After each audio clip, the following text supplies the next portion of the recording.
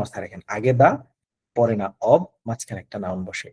এবার আপনি যদি এখানে লিখেন দা নেগেটিভ কনজিকুয়েন্সেস অব, তাহলে নেগেটিভ কনজিকুয়েন্সেস এই দুইটা শব্দ একটা নাউন ফ্রেজ, এখানে আপনি নাউন হিসেবে ওটা বসালেন। আমি আপনাকে কয়েকটা সিলেক্টিভ শব্দ দিয়ে দিই, এগুলা বসালে দেখেন কি হয়।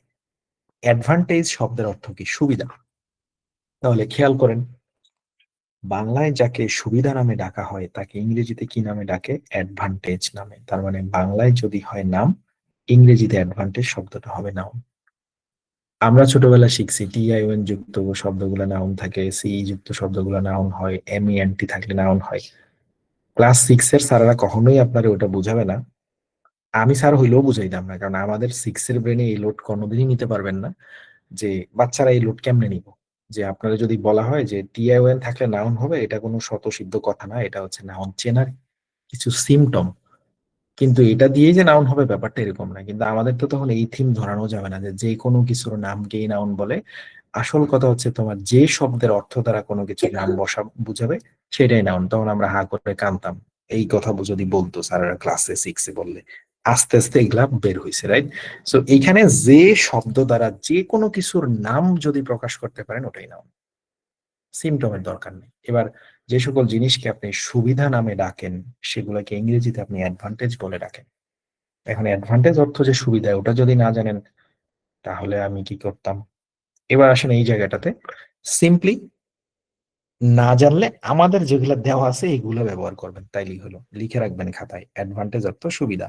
এবার ওই ট্রিপল স্টারে যদি আপনি বসায় দেন দা অ্যাডভান্টেজ অব, ব্যাপারটা কেমন দাঁড়ায় চলেন তো। এবার আপনি এখান থেকে নিয়ে যান দা অ্যাডভান্টেজ অব। যদি কেউ নেগেটিভ রচনা লিখতে চান তাহলে বসাবেন ডিসঅ্যাডভান্টেজ। আর যদি কোনো রচনায় পজিটিভ নেগেটিভ দুটাই লিখতে বলে এরকম রচনাও আসবে, আপনাকে বলবে পক্ষে বিপক্ষে দুই দিকে আলোচনা করেন। যদি আপনি বিপক্ষে যান তখন লিখবেন দা ডিসঅ্যাডভান্টেজেস অব, তারপরে তো টপিক আছেই, পক্ষে গেলে অ্যাডভান্টেজ লিখবেন। আর যদি পক্ষে বিপক্ষে দুটাই লিখতে বলে দা অ্যাডভান্টেজ এন্ড ডিসঅ্যাডভান্টেজ অব, তারপরে টপিক।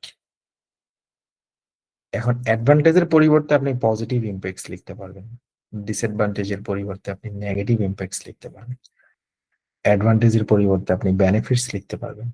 ওকে, এবার আসেন আপনাকে আমি সহজ একটা শব্দ শিখাই। এখানে যদি কোনো রচনায় আপনি পক্ষে মতবাদ দেন, তার মানে আজকে আমরা ডেঞ্জারাস অ্যাক্টিভিটিজ এর পক্ষে লিখতেছি, আমরা বিপক্ষেও লিখবো, দুটোই দেখাবো। তাহলে পক্ষে লেখার সময় আপনি অ্যাডভান্টেজ শব্দটা লিখবেন। চলেন এবার আপনার এখান থেকে অ্যাডভান্টেজ শব্দটা নিয়ে উপরে যাই। তাহলে এবার একটু তাকান এখানে, আমি যদি ট্রিপল স্টারে দেই, কই গেল ট্রিপল স্টার? এই হলো ট্রিপল স্টার। হ্যাঁ, ট্রিপল স্টার কেটে দিলাম, কেটে দিয়ে কি লিখলাম? একটা দা লিখলাম, ফাঁকা দিয়ে লিখলাম অব। এই ট্রিপল স্টার মানেই দা আর অবের মাঝখানে একটা নাউন বসবে। তাহলে মুখস্থ করে ফেললেন, আমাদের রচনায় ট্রিপল স্টার দিয়ে বোঝানো হচ্ছে দা এবং অবের মাঝখানে একটা নাউন বসাবেন। এবার যদি আপনি এখানে অ্যাডভান্টেজ শব্দটা বসান কেমন দাঁড়ায়? ADVANTAGES। এবার একটু তাকান,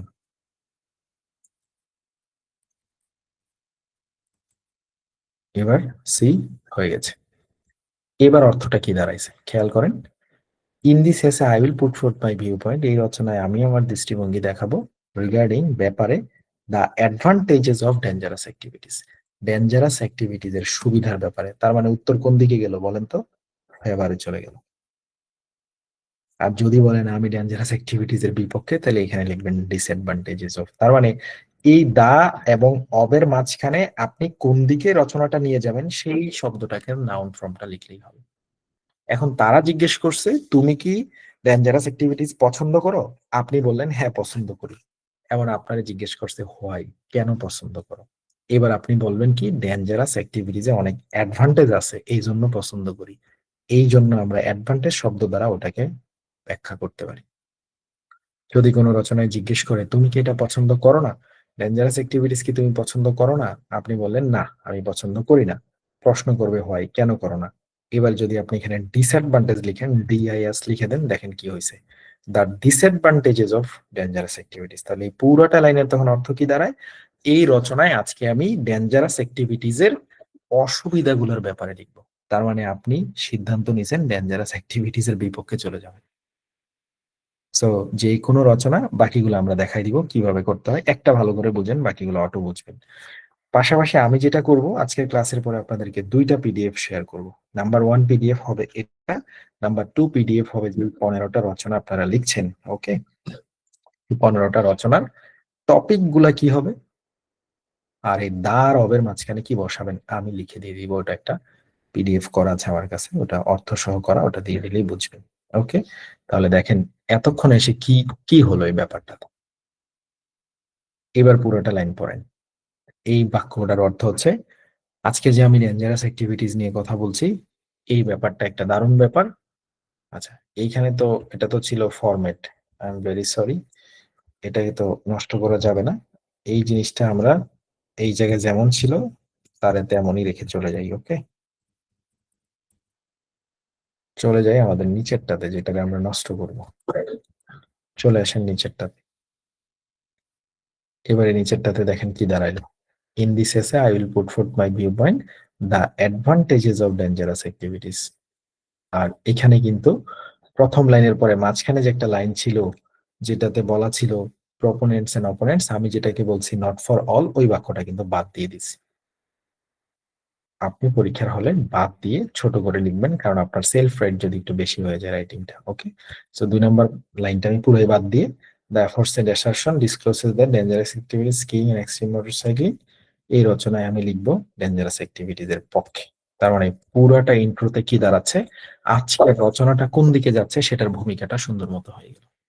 ব্যাপারটা কি, এই যে এই 3টা লাইনের অর্থ দাঁড়ালো এরকম। আমার ব্যক্তিগত অভিমত থেকে ডেঞ্জারাস অ্যাক্টিভিটিস এর গুরুত্ব ব্যাপক একটা ব্যাপার হয়ে দাঁড়াইছে। চারদিকে এটা নিয়ে প্রচুর আলোচনা হইতেছে। উপরে বর্ণিত অ্যাসারশন এটা প্রকাশ করতেছে প্রচুর মানুষ নাকি বিপজ্জনক কর্মকাণ্ডে মানে নিযুক্ত হইতেছে, যেমন আকাশ থেকে লাফ দিচ্ছে, স্কাই ডাইভ করছে এবং স্কিইং করছে। আজকের এই রচনায় আমি ওই সকল বিপজ্জনক কর্মকাণ্ডের পক্ষে লিখব। তাহলে কি হলো, আপনারা যেমন প্রশ্ন করছে তেমন উত্তর হয়ে গেল। Are you in favour of such activities, তুমি কি এগুলোর পক্ষে? হ্যাঁ, আমি এগুলোর পক্ষে, তাই আমি এগুলোর অ্যাডভান্টেজ লেখা শুরু করি। কেউ যদি সেলফ রাইট করে, সে এখানে তো লিখবে yes I am in favour of such activities, today I will write why I am in favour of dangerous such kind of activities. Self রাইটারদের তো কোনো ফরম্যাটের ঠিক নেই, মানে ধরা বাঁধা নেই, সে তো তার মতো লিখবে। সে are you in favour of such activities, সে চাইলে এইভাবে লিখতে পারবে yes I am in favour of such activities full stop, in this essay I will write why, কেন I am in favour of such kind of dangerous activities, কেন আমি dangerous activities এর পক্ষে। ওই যে যেটা বলছি, সেলফ রাইট হলে শিওর শর্ট, সে ওভাবে লিখে ফেলবে। ফরম্যাট ফলো করলে আপনার ঘুরে এসে কথাটা ওটাই দাঁড়ালো, আজকের রচনায় আমি অ্যাডভান্টেজ লিখবো ডেঞ্জারাস অ্যাক্টিভিটিস এর, কারণ আমি এগুলোর পক্ষে। আশা করি প্রথম প্যারাটা বুঝছেন। এই প্যারাতে আমি কিন্তু উপরের যে নট ফর অল লাইন বলেছি সেটা বাদ দিছি। ওকে, মেইন পার্টের মধ্যে ফুল স্টপ থাকলে কি হবে, মেইন পার্টের মধ্যে ফুল স্টপ থাকলে একটা সেন্টেন্স লিখে ফুল স্টপ দিয়ে বাকিটা লিখে তারপরে গিয়ে আপনি ডিসিশন লাইন লিখবেন, সমস্যা নাই তো। শুধু প্রথমটাতে মেইন পার্টের প্রথম সেন্টেন্সে লিখবেন the aforesaid assertion discloses that, এটা এটা এটা ফুল স্টপ, পরের বাক্য ফুল স্টপ, তারপরে in this essay I will put forth. Okay, এবার আমাকে এখানে বলেন তো, কেউ যদি এই জায়গাটাতে, আশা করি এবার অনেকটা ক্লিয়ার হয়েছে, কেউ যদি এই জায়গাটাতে ট্রিপল স্টারে একটু ভিন্নতা আনতে চান, তাহলে দা এবং অবের মাঝখানে পক্ষে লেখার ক্ষেত্রে অ্যাডভান্টেজ শব্দটা চেঞ্জ করে কি কি লিখতে পারতেন? একটু চেষ্টা করেন, চেষ্টা করেন। ও,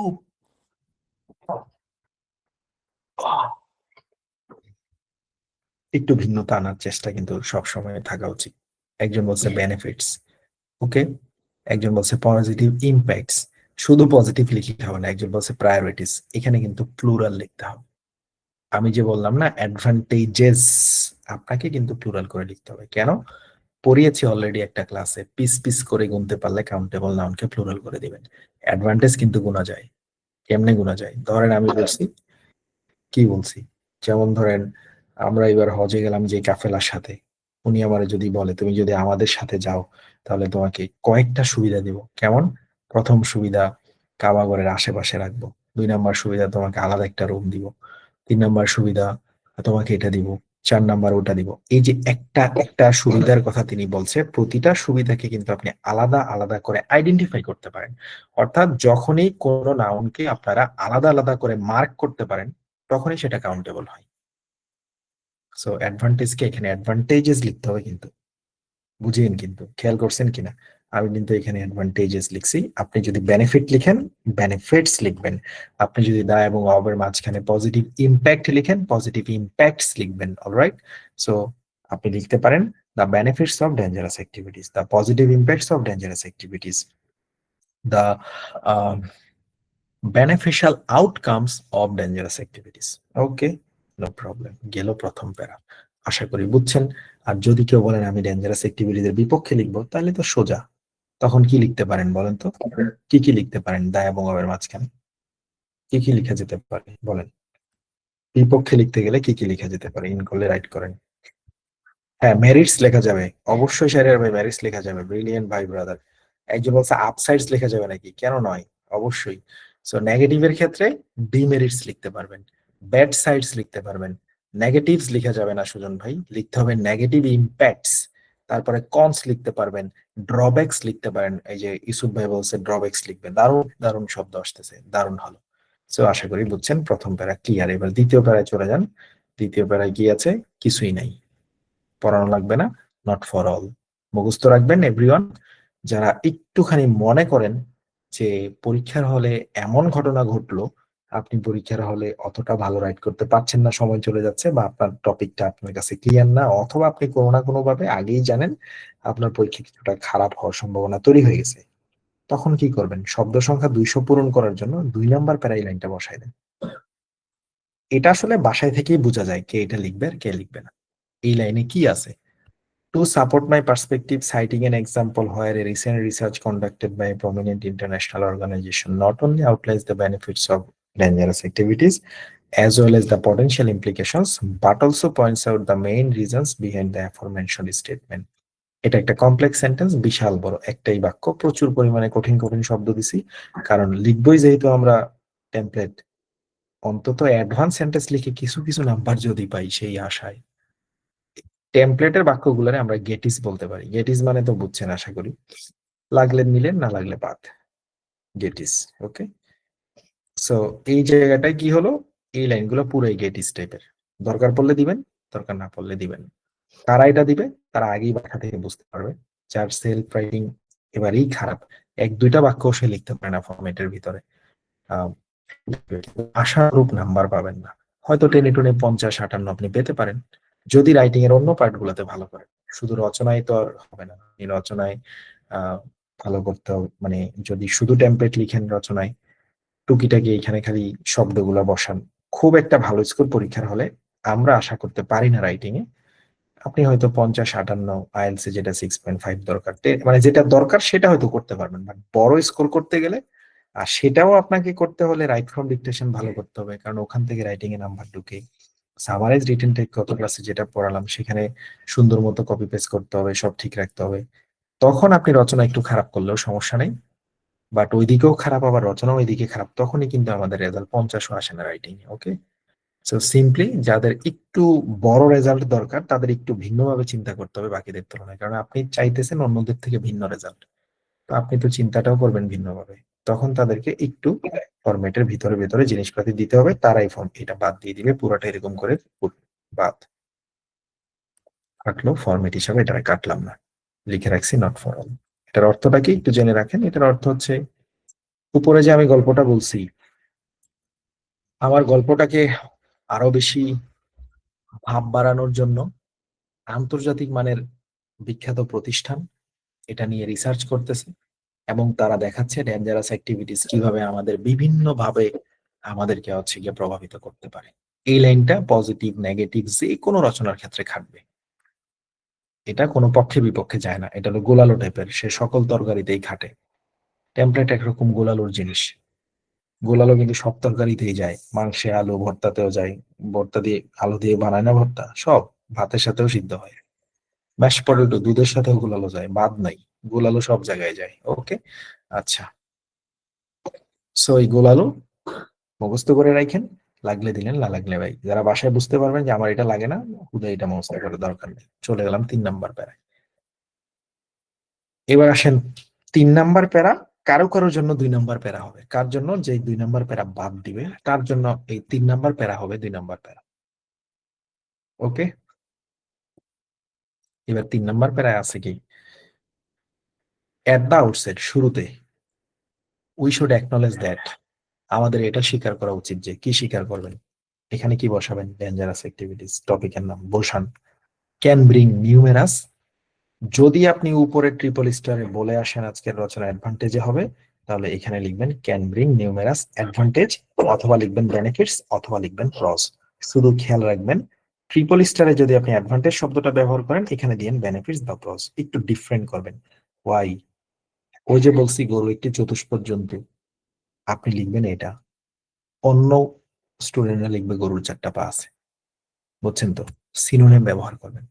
উপরেও লিখলেন অ্যাডভান্টেজ, এইখানেও লিখলেন অ্যাডভান্টেজ, একটু সিনোনিম করেন না, এখানে বেনিফিটস লিখেন না। উপরে বেনিফিটস লিখলে ট্রিপল স্টারে, এখানে অ্যাডভান্টেজ লিখেন না, এখানে প্রস লিখেন না। ডিসঅ্যাডভান্টেজের জায়গায় ড্রব্যাকস লিখতে পারেন, কনস লিখতে পারেন। এই জন্য আমি এটা ফরম্যাট বিদায় সব একসাথে দিয়ে রাখছি। আপনার যেটা লাগে ওটা লিখবেন। ওকে। তাহলে আমাদের যেহেতু এখানে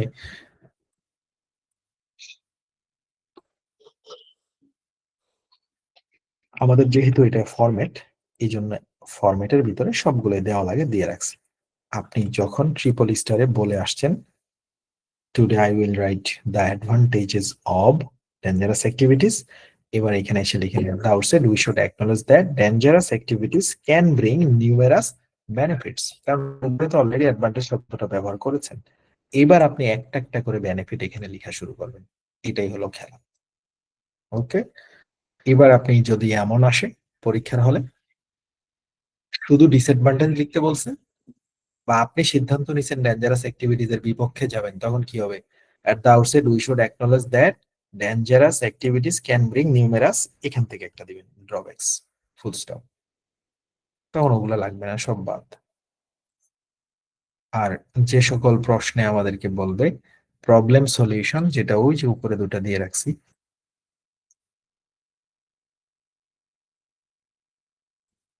এই দুইটা, এই ক্ষেত্রে আপনি ওখানে শুধু লিখবেন at the outset we should acknowledge that, কই গেল,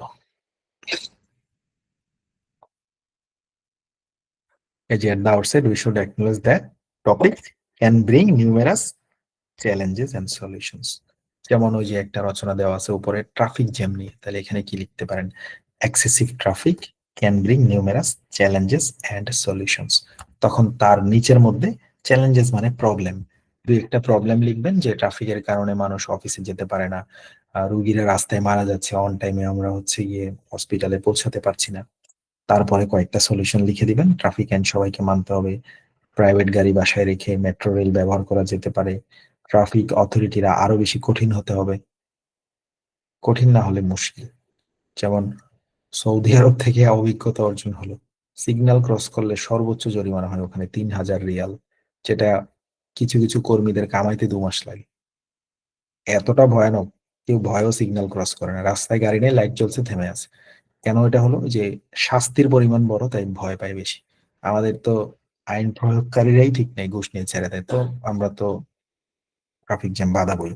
আমাদেরকে সলিউশনের মধ্যে এটা লিখতে হবে যে authorities should be more strict in terms of applying punishment of offenders. অফেন্ডারদের বিরুদ্ধে পানিশমেন্ট দেওয়ার ক্ষেত্রে অথরিটিকে আরো বেশি কঠিন হতে হবে, এই টাইপের সলিউশন লিখবে। তার মানে আমরা এটা ফরম্যাটটাই সবকিছু একসাথে লিখছি, যেটা যেটা আপনার লাগে সেটা সেটা ব্যবহার করবেন। এখন যেটা লিখছি এটাতে কোনটা লাগছে, এটাতে আমরা অ্যাডভান্টেজ লিখছি। এবার চলেন নিচে চলে যাই, খেয়াল করেন তাহলে এই নিচের গুলো ফ্রেশ রাইটিং। ওকে, ফ্রেশ রাইটিং এ আসেন। নট ফর অল একটা দিয়ে রাখছি, আপনি না লিখলে আমি খুশি হব, আমি দিয়ে রাখছি আর কি, থাকলো। এবার দেখেন, at the outside we should acknowledge that dangerous activities এর জায়গায় আমি আবার হার্মফুল অ্যাক্টিভিটিস লিখছি। কারণ কি, প্রত্যেক টপিকে টপিকে একই জিনিস লিখতে ভালো লাগছে না। Dangerous activities, dangerous activities, dangerous activities, harmful activities একটু লিখেন। ওকে, কেউ লিখবে রিস্কি অ্যাক্টিভিটিস 2 এক জায়গায়, আপনারা চাইলে একটু একটু চেঞ্জ করে দিতে পারেন। ওকে। এবার 3 নম্বরের প্যারায় কি আছে? অ্যাট দ্য আউটসেট, এটার মানে শুরুতে। আপনি এখানে ফার্স্টলিও লিখতে পারতেন, ফার্স্টলি, কিন্তু ফার্স্টলির তুলনায় অ্যাট দ্য আউটসেট একটু অ্যাডভান্স, আশা করি বুঝছেন। উই শুড অ্যাকনোলেজ দ্যাট, আমাদের এটা স্বীকার করা উচিত যে কি স্বীকার করবেন, অ্যাকনোলেজ মানে স্বীকার করা। অনেকে বলে না, তুই বেটা কোনোদিনই কোনো অ্যাকনোলেজ করস না, ভুল করস ঠিকই, তারপরও ঠেলস খালি, তোরটা কিছু হয়নি।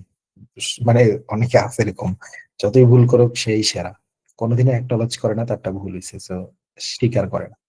At the outset we should acknowledge that, আমাদের এটা অ্যাকনোলেজ করা উচিত। কি অ্যাকনোলেজ করব? হার্মফুল অ্যাক্টিভিটিস বা ডেঞ্জারাস অ্যাক্টিভিটিস সাচেস, এখানে আমি একটা উদাহরণ দিছি, আপনি দিলেও পারেন না দিলেও সমস্যা নেই, মানে সেলফ রাইটিং একটু দিলাম আর কি। হর্স রাইডিং একটা উদাহরণ হিসেবে ঢুকাই দিছি, ওকে নো প্রবলেম, আপনি এটা বাদ দিলেও কিছু হবে না। Such as horse riding can bring numerous benefits, ওই যে উপরে ফরম্যাটে এখানে বেনিফিটস লেখা আছে, অ্যাডভান্টেজেস লেখা আছে, এখানে প্রজ লেখা আছে, তাই না? পজিটিভ ইম্প্যাক্টস লিখতে পারেন। আমি উপরে যেহেতু অ্যাডভান্টেজের শব্দটা ইউজ করেছি, তাই নিচে বেনিফিটসটা লিখছি। এবার আপনার কাজ কি? আবার ফরম্যাটে যান। এইবার এই পর্যন্ত তো বুঝছেন, এই বাক্যটা কি দাঁড়ালো?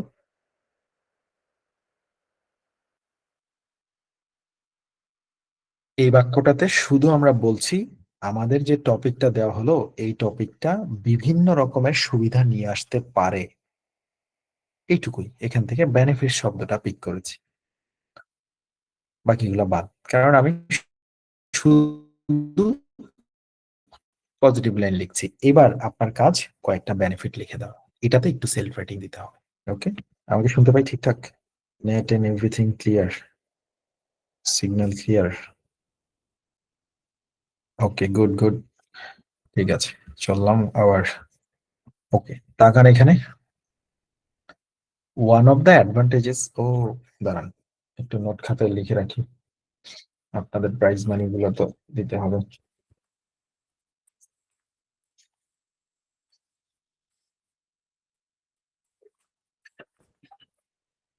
আচ্ছা, এবার আসেন এই 3 নাম্বার প্যারার ভিতরে আমরা যে উপরে বলছি যে আমরা এখানে কিছু অ্যাডভান্টেজেস নিয়ে আলোচনা করছি, বা আমাদের এই ডেঞ্জারাস অ্যাক্টিভিটিস কিছু হচ্ছে কি অ্যাডভান্টেজেস আনতে পারে। এবার কি কি অ্যাডভান্টেজেস আনতে পারে, এখানে যে একটু ভালো লিখবে সে এখানে একটু ভালো স্কোর করবে, এটাই স্বাভাবিক। ওকে,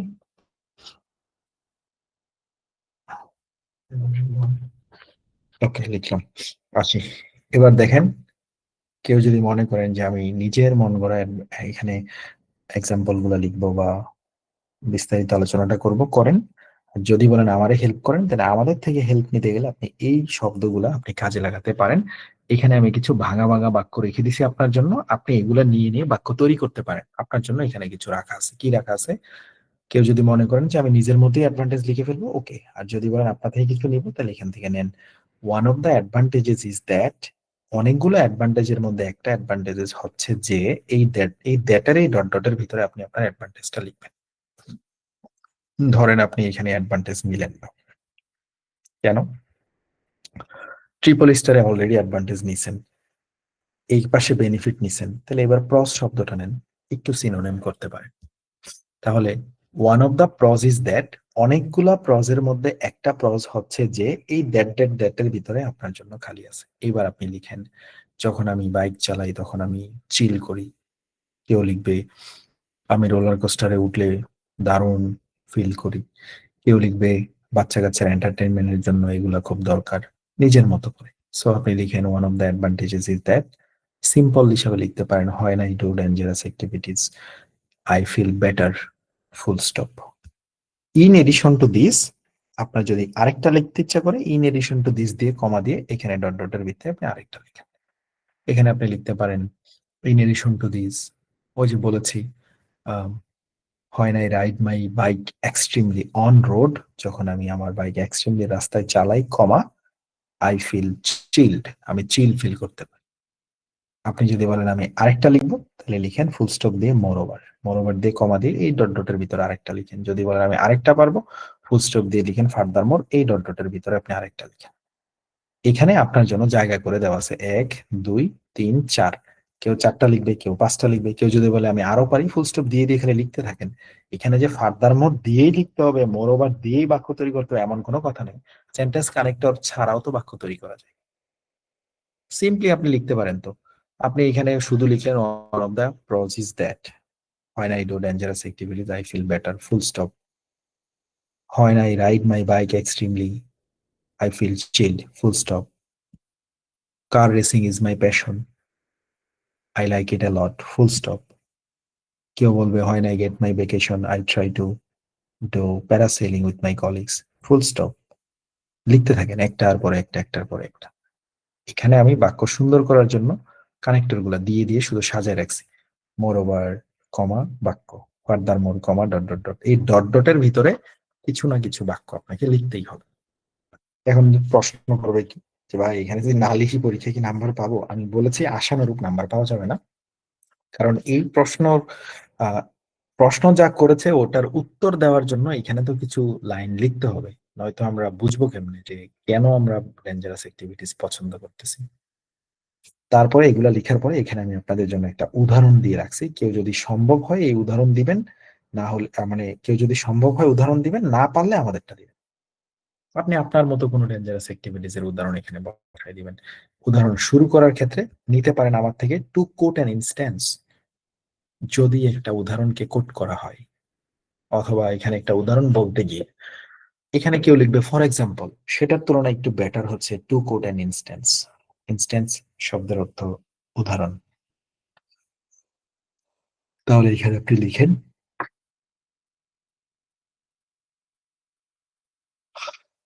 two quote an instance, comma, আপনি আপনার মন গড়া একটা উদাহরণ এখানে বসায় দেন। জাস্ট সিম্পলি এখান থেকে নিজের মতো করে একটা উদাহরণ বসান। যদি না পারেন আমারটা নিতে পারেন। আমারটা কি? To quote an instance. ধরেন আপনারটা কেমন হতে পারে? যে কোনো টপিকের ব্যাপারে, ডেঞ্জারাস অ্যাক্টিভিটিজের ব্যাপারে আপনি বসাতে পারেন টু কোট অ্যান ইনস্ট্যান্স। আপনি আপনার বাচ্চাদের নিয়ে স্কিইং এ গেলেন, সেখানে সে অনেক এনজয় করেছে। To quote an instance, last Friday I we went to perform কি skiing with my children and they enjoyed a lot, তারা অনেক এনজয় করেছে। ওকে। আর যদি আপনি নিজে থেকে কোনো উদাহরণ না বসান, তাহলে আমার উদাহরণটা নেন। এটা একটা জাতীয় লেভেলের উদাহরণ বা একটা গ্লোবাল টাইপের একটা গ্লোবাল উদাহরণ। সেটা কি? সেভারাল ডেভেলপড কান্ট্রিজ, বিভিন্ন উন্নত দেশ, ডেভেলপড, অলরেডি উন্নত, developed, not like us, we are just developing. Bangladesh is developing, মানে আমরা উন্নয়নশীল, উন্নতি করতেছি। ওকে, সামওয়ান সেজ ডেভেলপড, যাই হোক, মূলত আমরা এখনো উন্নয়নশীলই আমার মনে হয়। সো সেভারাল ডেভেলপড কান্ট্রিজ, বিভিন্ন উন্নত দেশ, like Australia, Japan and the USA. US এর আগে দা লাগে, কোথায় পেয়েছেন? এসএসটির ক্লাসে পেয়েছিলেন। সো এখানে সেটা বসিয়েছি। The USA have already implemented effective strategies. বিভিন্ন উন্নত দেশ যেমন অস্ট্রেলিয়া, জাপান এবং ইউএস এর মতো দেশগুলো বিভিন্ন রকমের স্ট্র্যাটেজিকে ইমপ্লিমেন্ট করেছে, মানে বিভিন্ন রকমের স্ট্র্যাটেজি তারা অলরেডি হাতে নিছে। কি করতে? এই কি করতে সেই জায়গাটার মধ্যে আপনি আপনার টপিকটারে বসাই দিবেন। মানে হচ্ছে এটা, আপনি যেই টপিকের রচনাটা লিখতেছেন এই টপিকটা এতটাই গুরুত্বপূর্ণ, অস্ট্রেলিয়া, জাপান এবং ইউএস এর মতো দেশগুলো এই ব্যাপারে কিছু না কিছু করতেছে। সো এইখানে আপনি চাইলে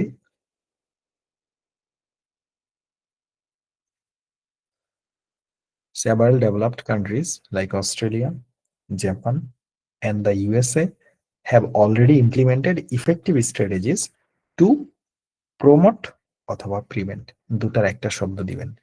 প্রমোট যদি দেন তাহলে পজিটিভ বাক্য হবে, প্রিভেন্ট দিলে নেগেটিভ বাক্য হবে। তাহলে এটা মাথায় রাখিয়েন, যখন আপনি অ্যাডভান্টেজ লিখছেন তখন লিখবেন প্রমোট, যখন আপনি ডিসঅ্যাডভান্টেজেস লিখছেন তখন লিখবেন প্রিভেন্ট, তাহলেই হয়ে যাবে। তাহলে এখানে